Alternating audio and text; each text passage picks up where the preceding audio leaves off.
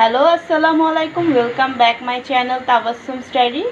আজকে আমি আমার আম্মুর বিফ কাবাবের রেসিপি নিয়ে আসছি। দেখে বুঝতেছেন মানে চুলায় প্রসেস স্টার্ট হয়ে গেছে। আম্মু কিমা করে ফার্স্টে সিদ্ধ করতে দিয়ে দিয়েছে মাংসগুলো সব মশলা দিয়ে। দেখে আম্মু কিমাটা দেখান তো একটু করে, কিমা সাইজটা।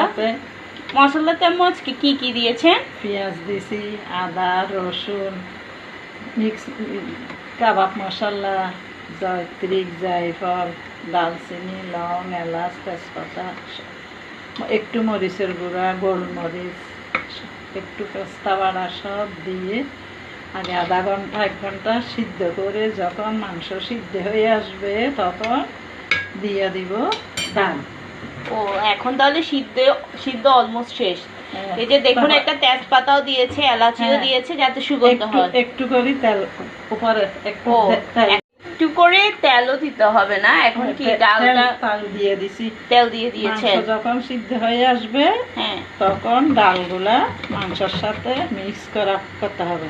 আচ্ছা, মিক্স করার পরে যখন মাখা মাখা হয়ে আসবে, তো মাখা মাখা হয়ে যখন ডালগুলো মিশাই ফেলবো, তারপরে ডালগুলো মিশে সিদ্ধ হয়ে যখন মাখা মাখা হয়ে আসবে তখন নামায় একটু ঠান্ডা হওয়ার পরে পাটাতে পিষে তারপরে মাংসর পরিমাণ, ডালের পরিমাণ বুঝে ডিম দিয়ে মেখে তারপর কাবাবের শেপ দিয়ে কাবাব বানাইতে হবে।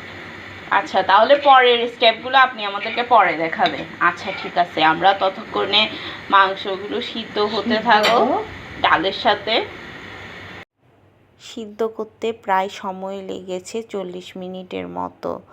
যদি ডাল দ্রুত সিদ্ধ না হয় তাহলে গরম পানি দিবেন, ঠান্ডা পানি দিয়েন না, এতে টেম্পারেচারটা যেটা থাকে সেটা নষ্ট হয়ে যায়। এরপর শিলপাটায় বেটে সুন্দর করে গোল গোল করে শেপ করতে পারেন। যাদের কাছে শিলপাটা নেই তারা চাইলে ব্লেন্ডারও করতে পারেন।